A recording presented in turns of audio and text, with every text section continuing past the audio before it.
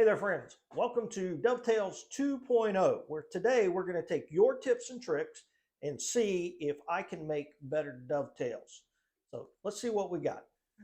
All right, friends, a couple of weeks ago, I posted a video on hand-cut dovetails, and it was only my second set of dovetails ever. And while they seemed to be functionally strong, they were anything but pretty. And you left me some really good tips and tricks on how to improve my dovetails. So I thought it would be a good opportunity to share those in with the broader audience. And I'm going to apologize in advance. I am not going to give credit, mainly because there were so many tips in there. I can't remember who gave me what tip, but just remember, I do appreciate it, and I think it's going to come out a lot better. So tip number one, raise the work up using a Moxon vise or some other type fixture. You may recognize this. This was my original bench. This was designed to go on top of a low bench, so it had a pretty tall riser, but I cut the legs off and I turned it into a Moxon vise for my bench. So this is going to allow me to get the work up into a more comfortable place. So tip number one. Tip number two was quit messing around with holding the boards like this and trying to scribe a line and all that. So just go straight to the marking gauge. So what I've got here is my standard wheeled marking gauge. I am going to set it to the depth of this board. Okay, let me just double check that. All right, so that's going to be my pins. This board is going to be my tails. Just some scrap cherry I had laying around from a previous project. So we're going to take this and we are going to mark it all the way around.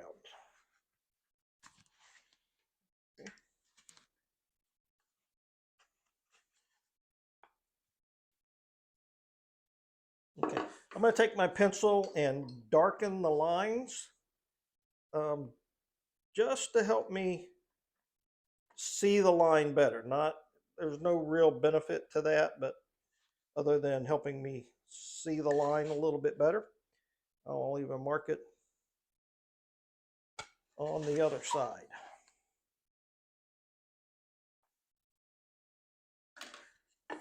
All right, so this will go in the Moxon vise. Now, one thing we are going to do different that I didn't do previously, if you remember on the first set, I marked everything out by eye. I didn't really pay much attention. But in this case, I want to be a little bit more detailed. So I'm going to come in and set the depth of the first pin on that side. We'll come in from this side and do the same thing. All right, got a couple marks there. Then we'll take a pair of dividers, and I want about 3 tails. So we'll come in here and just measure this out. 1, 2, 3. In case you're wondering, I did set it up before I started filming. So once we've confirmed that, mark that out there, and mark that out there. Then we'll come into this hole and go back in the other direction.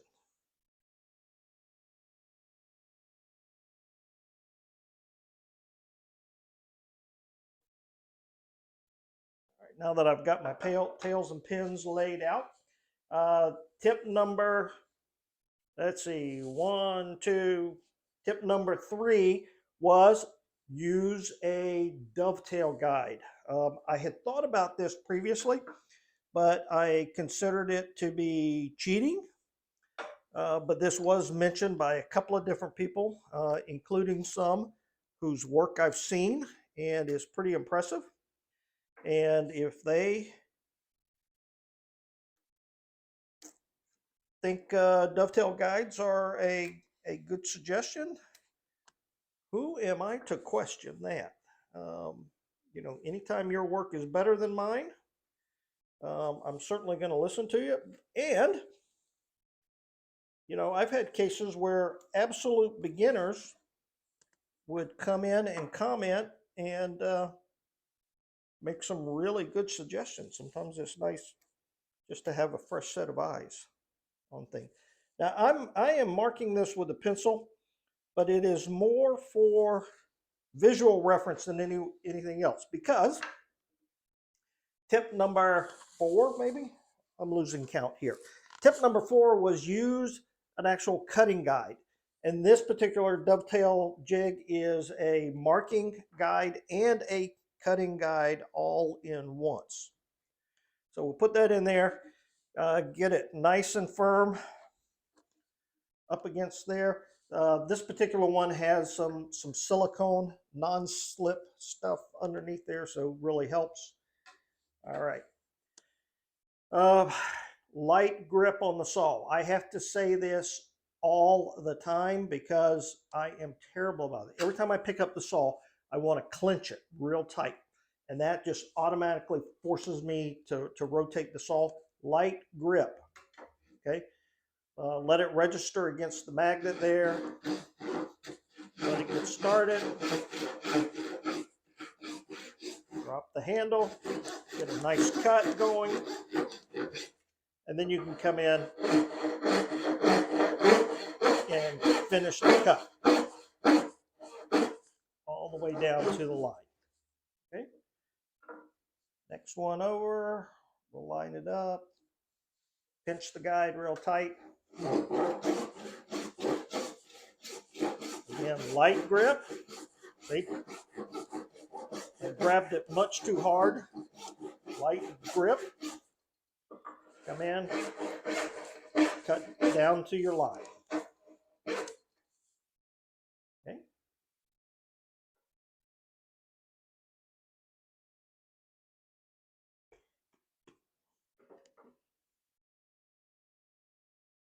Okay, pinch it nice and tight.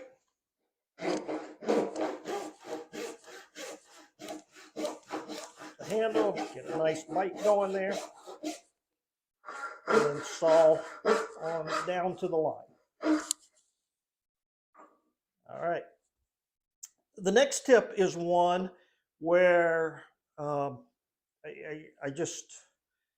like, duh. Have you ever had a tip that was so simple and so obvious that you can't believe that you didn't think of it yourself?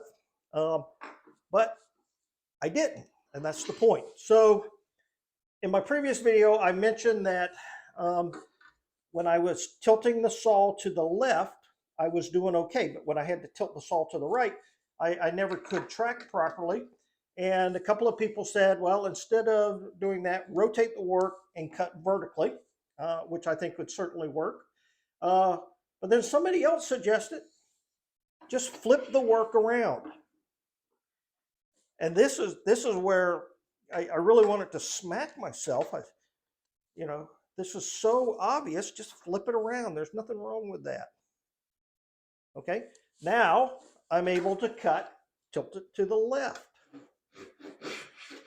Nice light cuts, get a good start, drop the handle a little bit. Okay, not.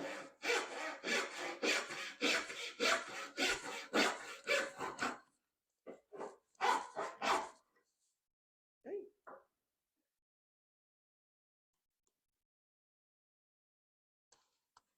Pinch it nice and tight.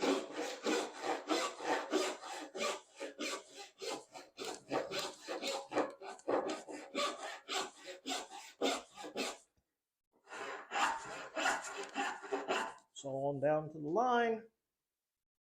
Okay, now we are over here. Pinch it nice and tight. When I say pinch it, I'm talking about the dovetail guide saw, loose grip.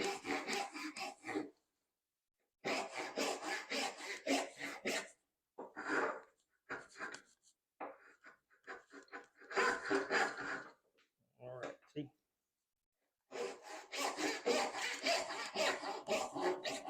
took my guide away before I got a nice enough bite on there. Okay, I'm down to the line on the front. Looks like I'm down to the line on the back. All right. Rotate the work.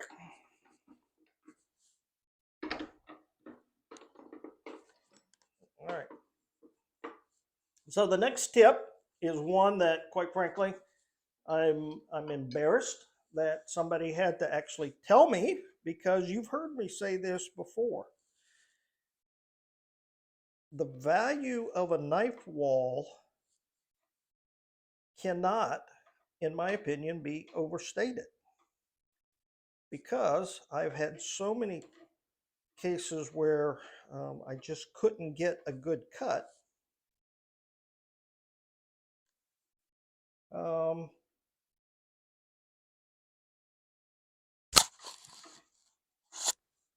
So put a knife wall in there. I have a 90-degree marking gauge here, but in this case now we're going to put the saw in the knife wall. Come in.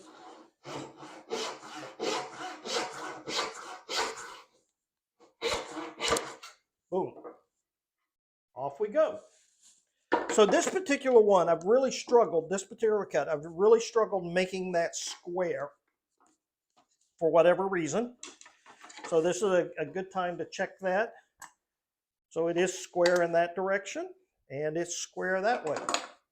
Okay, the guide really, really helped. All right, so all right. I am going to go ahead and take the pencil, just make sure I'm doing this correctly, and mark out my waist.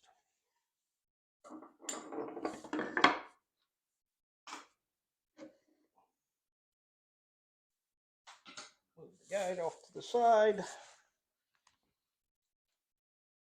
All right, let's go ahead and just clamp this down. All right, the next tip is one where I'm going to have to take a pass on, quite frankly, and that is use a coping saw to cut out the waste, with a caveat. The caveat was you got to have a good coping saw to be able to do that. I don't have a good coping saw. I have a blue-handled coping saw that came from the box store, and I very much have a hate-hate relationship with that thing. I have never been able to get a good cut on that. So we're going to go back to the chisel. So that brings us to the next tip, and that is lightly draw your chisel across the face until it drops into the knife wall. Move the chisel to vertical, a couple of light taps. Nothing hard at this point, light taps, staying in that knife wall. All right, now what this is going to do is allow us to come in and deepen that knife wall just a little bit. Very light, very shallow, and flick that out. Now we're going to come back in, go right back into the knife wall, a couple of little bit more solid taps.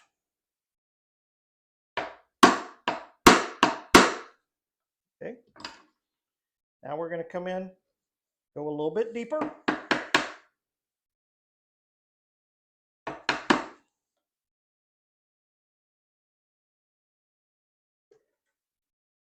Clip that out. Again, go into the knife wall. A little bit deeper.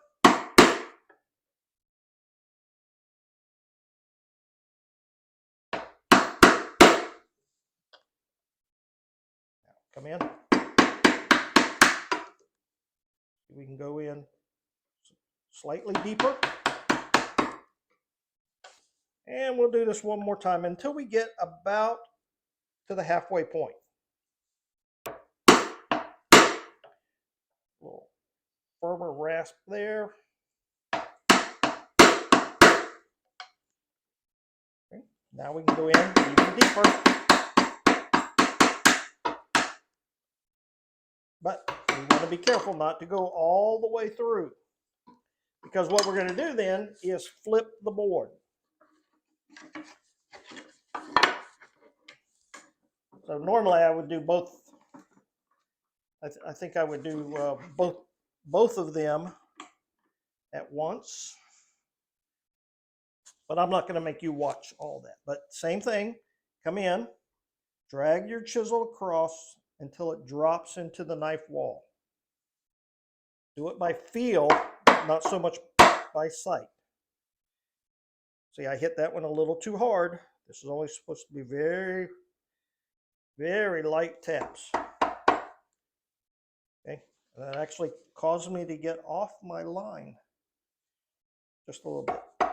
Very light taps until you have that knife wall established.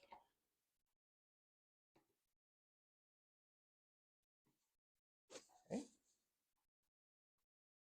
Now we'll come in, go back into the knife wall, vertical.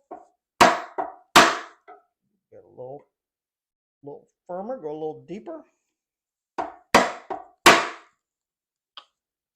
And now, back in, take out that waste.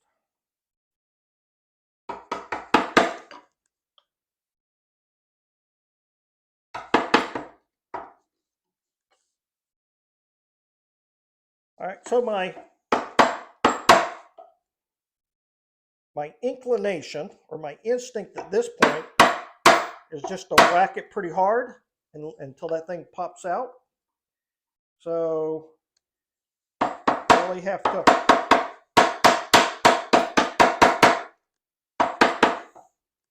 exercise some patience here.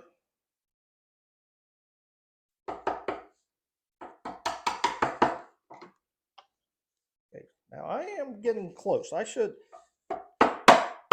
again, this thing should come out real soon. But again, we're gonna let it come to us. We're not gonna try and force it.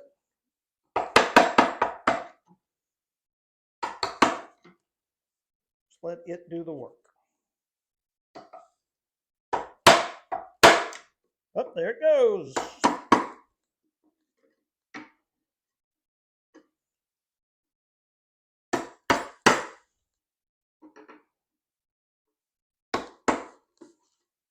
Pop that out.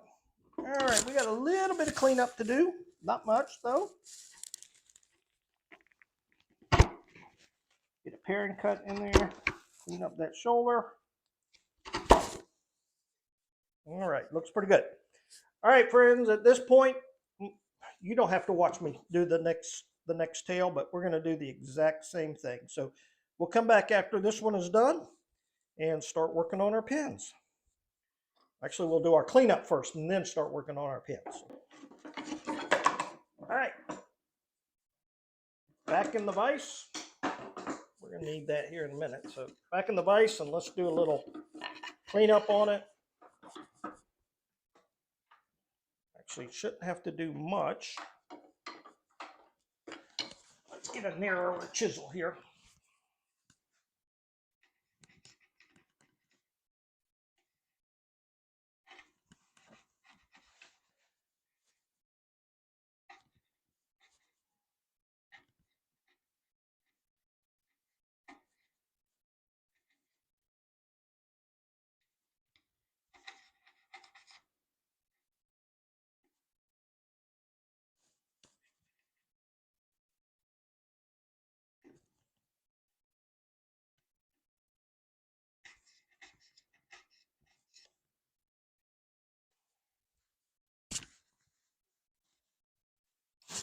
A little bit of a fuzzy right there.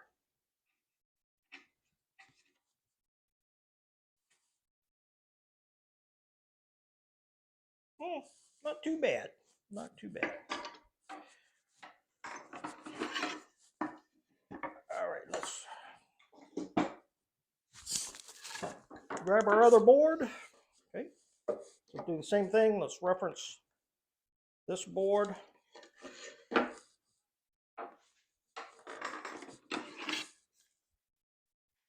And we're going to come across here.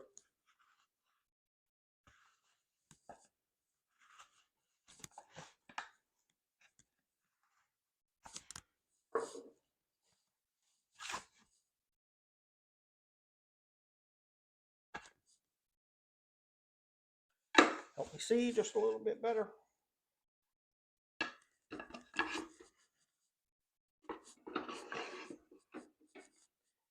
Same thing here.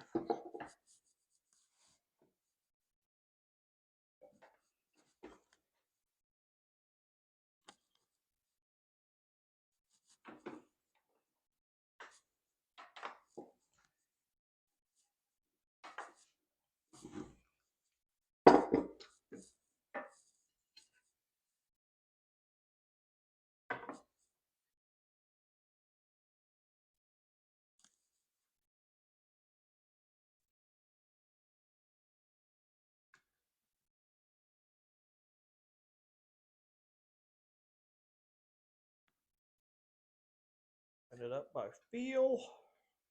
Okay. Downward pressure, and then we'll come in with our marking knife and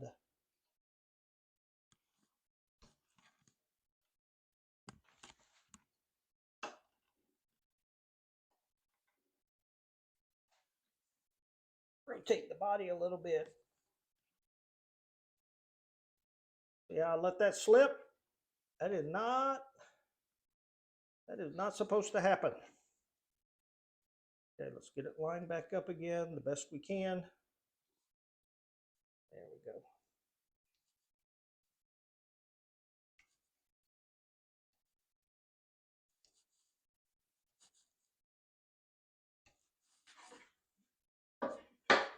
All right, so in this case now we're going to rotate our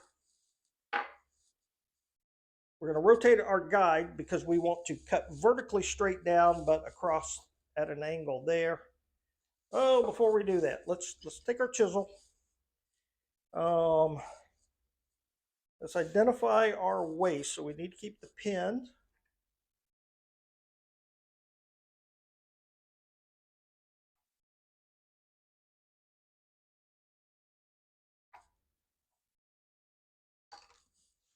Okay, over on the waist side, let's make these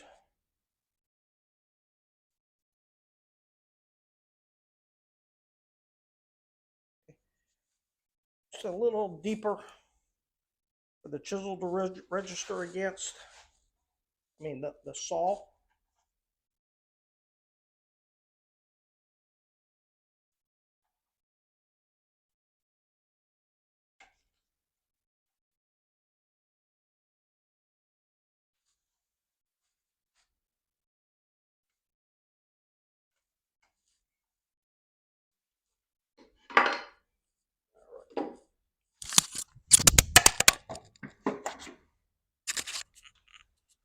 Sorry about that. Everything seems to still be recording. Okay, where was I? Take my dovetail saw, register it in the mark. Okay.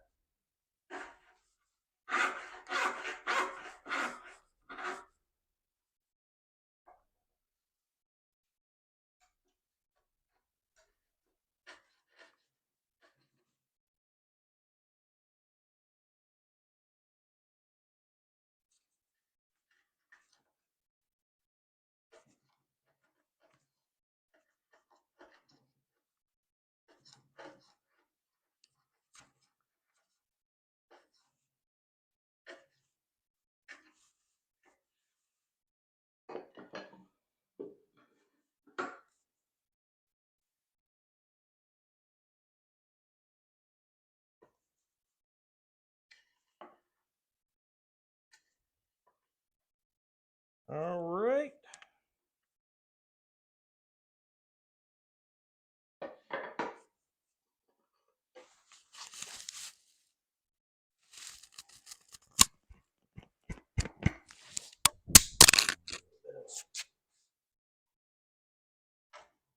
like we were actually all the way to the line on that one. So every one I've done so far basically has slipped right into place,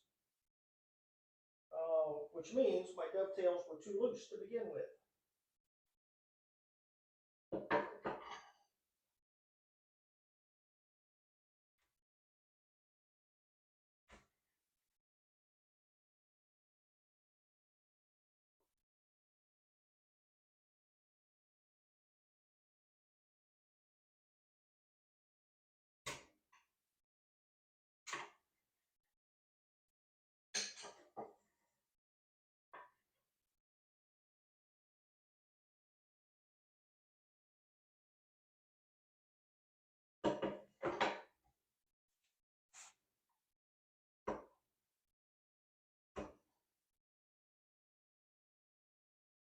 I'd much rather have to come in and trim and try and fill gaps.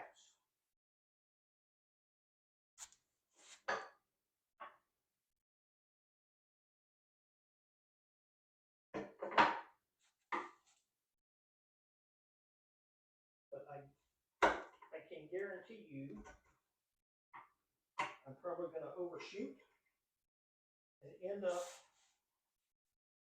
with gaps anyway.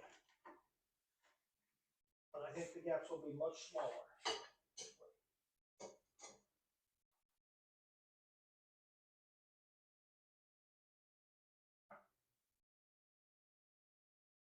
Looks like that's about to go there. That's about to go there. This one right here.